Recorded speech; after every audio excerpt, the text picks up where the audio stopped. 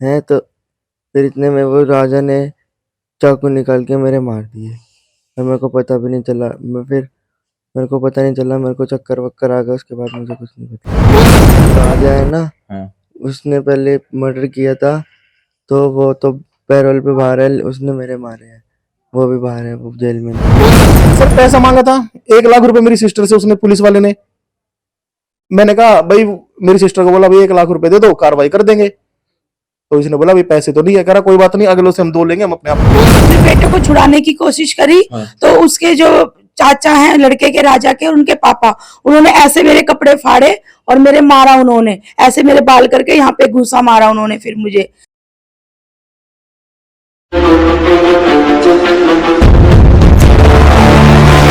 जय हिंद, जय भारत। और आप देख रहे हैं मेरे साथ सीसीएन न्यूज 24 चैनल। मैं हूं दिनेश गर्ग जैन, कड़वे सवालों वाला। मौजूद हूं भारत की राजधानी दिल्ली के अंदर और रोहिणी का ये एरिया है सेक्टर 1 का, जिसका जो थाना लगता है वो है विजय विहार का।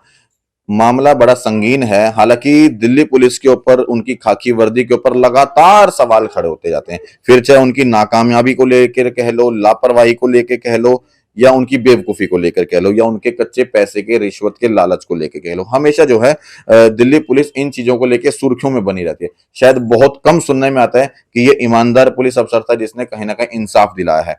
एक और मामला सामने आया है। अभी ये लड़का है, इसकी उम्र 15-16 साल की है और करण इस भाई का नाम है। और ये सेक्टर 1 के एमसीडी फ्लैट की मैं जो है घटना बताने वाला हूं आपको। वीडियो एक बार पूरा देखना, तब आपको मामला समझ में आएगा कि पुलिस किस तरह से जो है, एक जब मामला कोई थाने में जाता है या केस में जाता है, लड़ाई झगड़े का मामला, उसका हाफ मर्डर लगभग लगभग हो चुका है इस भाई का। इस भाई के पेट में बुरी तरह से जो है तलवार के साथ वार किया है और हाथ पे भी निशान पूरी तरह बने हुए हैं भाई के इसके ऊपर। और अगर जूते देखें, यहाँ पे पूरे जूते में यहाँ पे खून सना हुआ है। और इन चीजों को देखने के बाद शायद आपका दिल जरूर दहल जाएगा, लेकिन उस पुलिस वाले की कोई फर्क नहीं पड़ता। क्यों? क्योंकि उसके परिवार के किसी सदस्य के साथ नहीं हुआ, ये किसी गैर के सदस्य के साथ हुआ है। अगर उसके खुद के किसी बच्चे के साथ, ये परिवार के किसी सदस्य के साथ ये हादसा होता, तो शायद कार्रवाई के नाम पर पता नहीं क्या क्या हो चुका होता।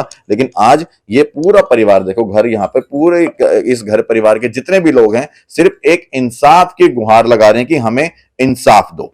थोड़ा सा मामला मैं बता दूं कि आपसी लड़ाई झगड़े के अंदर जो है जो इनका कोई पड़ोस में है, वो इनके जो है चाकुओं से, तलवारों से उनके ऊपर इतना वार करता है कि इनका पेट की नसें जो है वो कट जाती हैं। और इनके बैक में भी, नहीं नहीं हिलो मत, ज्यादा मत हिलो, इनके बैक में भी बहुत ज्यादा चोट है। लेकिन फिर भी मैं एक बार बात करूंगा ताकि करण भाई खुद बताएंगे कि क्या बात हुई है। करण भाई पूरी बात बताना, कैसे हुआ आपके साथ ये? सर मैं दुकान पे था, मैं दुकान से पापा को बोल के आया मैं घर जा रहा हूँ। तो घर पे आके मैंने खाना वगैरह खाया। तो खाना वगैरह खाने के बाद मैंने मम्मी को बोला मैं बाहर जा रहा हूँ थोड़ी देर। मैं बाहर गया तो उन्होंने मुझे गाली बकी। मैंने उनसे पूछा क्या हुआ, तो इतने में उसके पापा वगैरह, भाई वगैरह सब आ गए। वो आके मेरे ऊपर चढ़ने लग गए। तो इतने में उसके चाचा आए, उसने, उसके लड़के ने मेरे को मारा आकर।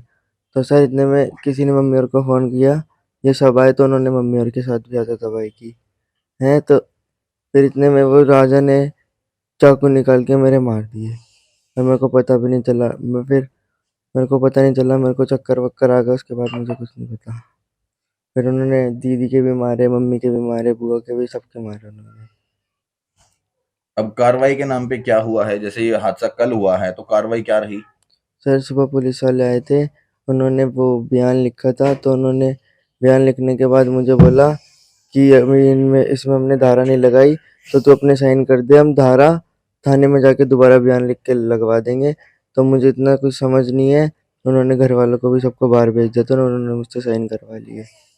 ठीक है। साइन जो कराए थे उसके ऊपर क्या लिखा हुआ था? और वो कुछ भी नहीं लिखा था, वो बिल्कुल ब्लैंकेट था पेपर। बिल्कुल ब्लैंक पेपर पे साइन हाँ। करवाए आपसे। ठीक है।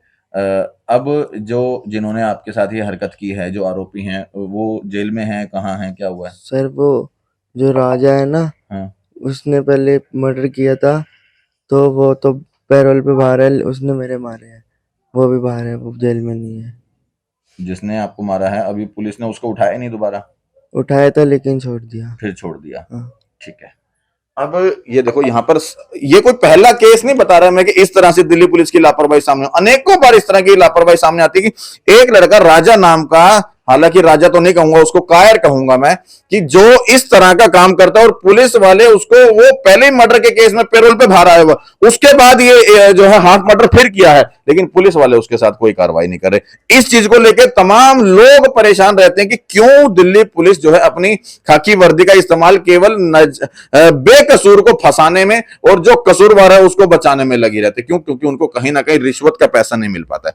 अच्छा, आपका क्या नाम है भाई साहब? मेरा नाम अमित है। अमित जी, क्या लगते हैं ये आपके? ये मेरा भांजा है, मेरी बहन का लड़का। अच्छा बताओ, आप बता रहे थे कि आपकी बात हुई है थाने में, क्या रहा? एक्चुअली मैं रात को गया था 10:30-11, मतलब जब ये झगड़ा हो गया मेरे को फोन गया, मैं थाने गया तो इनकी कोई सुनवाई नहीं हो रही थी 12 बजे तक भी।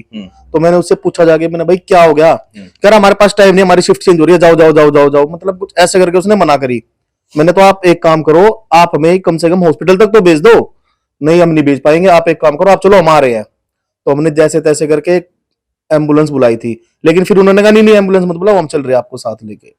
उन्होंने हमें उसमें क्या बोलते हैं इनको बिठाया, जो पीसीआर वगैरह होती है, ये उनको लेके चले गए। केवल उसमें 3 लोग थे, करण था, ये मेरी सिस्टर नहीं, मतलब ये तीनों लोग थे, ये नहीं था। उसको लेके हॉस्पिटल जाते हैं, हॉस्पिटल में इसका ट्रीटमेंट चल रहा है। तो मैंने आईओ से बोला जो भी उस केस का था, मैंने कहा सर एक बात बताओ, अब आप क्या एक्शन लेंगे? सुबह बात करना, अभी रुक जाओ, अभी देख लो ट्रीटमेंट। मैंने कहा चलो ठीक है सर, ट्रीटमेंट करवा लेते हैं।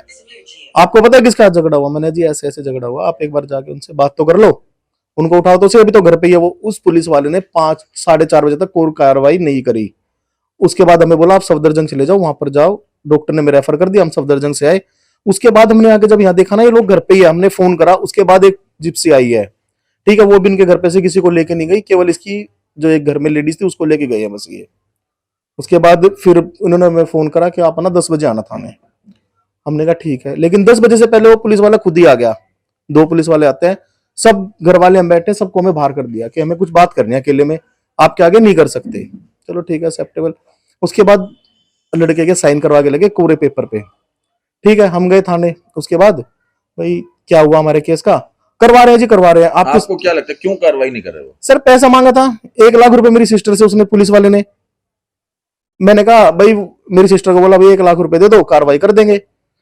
तो इसने बोला भाई पैसे तो नहीं है, कह रहा कोई बात नहीं, अगले से हम 2 लेंगे, हम अपने आप कर लेंगे फिर। अब देखिए, सच ये है कि कहीं ना कहीं इस देश में, भारत देश में जितने भी मंत्री हैं या जितने भी प्रशासनिक अधिकारी हैं, तमाम लोगों की जो तनख्वाह है वो हमारे दिए हुए, जनता के दिए हुए टैक्स के पैसे से आती है, और काम ईमानदारी का ना कर करके कहीं ना कहीं या तो ये रिश्वत जब तक नहीं मिलेगी तब तक ये ईमानदारी से काम नहीं करेंगे। अब इनकी मैं जो मम्मी है उनसे भी मैं आपके एक बार बात कराऊंगा कि उनका इस विषय में क्या कहना है जो है, क्योंकि इनके आप इनकी मम्मी है ना? हाँ जी। अब देखिए, इनके साथ भी लगातार बदतमीजी हुई है, इनके कपड़े फाड़े गए हैं, वो चीजें मैं कैमरे पे बोल नहीं सकता, लेकिन ये जरूर बताएंगे। क्या नाम है आपका? मेरा नाम किरण है। किरण जी, पूरी बात बताना है, जब इनके साथ हादसा हुआ तो आपके साथ क्या हुआ था? मैंने अपने बेटे को छुड़ाने की कोशिश करी, तो उसके जो चाचा हैं लड़के के, राजा के, उनके पापा, उन्होंने ऐसे मेरे कपड़े फाड़े और मेरे मारा, उन्होंने ऐसे मेरे बाल करके यहाँ पे घूसा मारा उन्होंने फिर मुझे।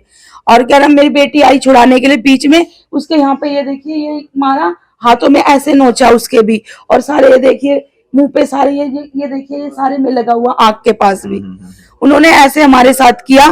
फिर मेरी नंद थी, उनको ऐसे ईंट से मारा, पैर पे दिखाना दीदी, ईंट से उन्होंने पैर पे मारा उनके भी। ये आई इनकी हटाने के लिए कि बीच में चलो, इनकी कमर पे मारा। फिर मेरे हस्बैंड आ गए तो मेरे बेटे की तलवार लग चुकी थी, मेरी बेटी ने वहां खींच के ले गई है, फिर वो मेरे दामाद है, वो उसको हॉस्पिटल लेके चले गए। उसके बाद मेरे हस्बैंड के चिपट गए वो सारे, फिर हमने उनके हाथ में से डंडे वगैरह छीन के उधर की तरफ भाग गए अपने आप को बचा के। कह रहे गाली बक के, गंदी गंदी गालियां हमें बकी है, मेरी बेटी को, मुझे। कह रहे इनको मारो, सालों को सबको मारो इनको। मेरे देवर खड़े हैं पीछे, उनका ऐसे करके गला दबा दिया। कह रहे तलवार क्यों मारी? उन्होंने बोला तलवार क्यों मारी, गोली मार देते तुम लोग, उसके चाचा ने बोला राजा की। और उन्होंने, हम भाई को बचा रहे थे तो उन्होंने हमें भी मारा था। देखिए, मामला बड़ा वाकई संगीन है, क्योंकि एक परिवार के ऊपर इस तरह की हरकत होती है कि उनके जूते पूरे इस समय भी खून में सने हैं। वो उस खुद के लड़के की हालात अभी हमने आपको दिखाई कि उसकी खुद की हालात बहुत दयनीय हालात है, बहुत, क्योंकि उसके पेट में भी जो है कहीं ना कहीं पूरे निशान है, और हाथ पे और कमर में, मतलब पूरे शरीर के अंदर जो है चोटों के निशान है। और ये इनकी मम्मी की ड्रेस है जो पूरी तरह से देखें यहाँ पे कपड़े इनके साथ फाड़े गए हैं, मतलब सरासर नजर आता है कि कहीं ना कहीं इनके साथ जाति की गई है। लेकिन निवेदन करूंगा क्षेत्रीय जो भी डीसीपी साहब है उनसे निवेदन करूंगा कि इस मामले में एक बार निष्पक्ष तरीके से जांच जरूर की जाए, जो दोषी है उसको कड़ी से कड़ी सजा जरूर मिली जाए ताकि समाज में अमन शांति और सुख चैन जो है बना रहे। जय हिंद, जय भारत।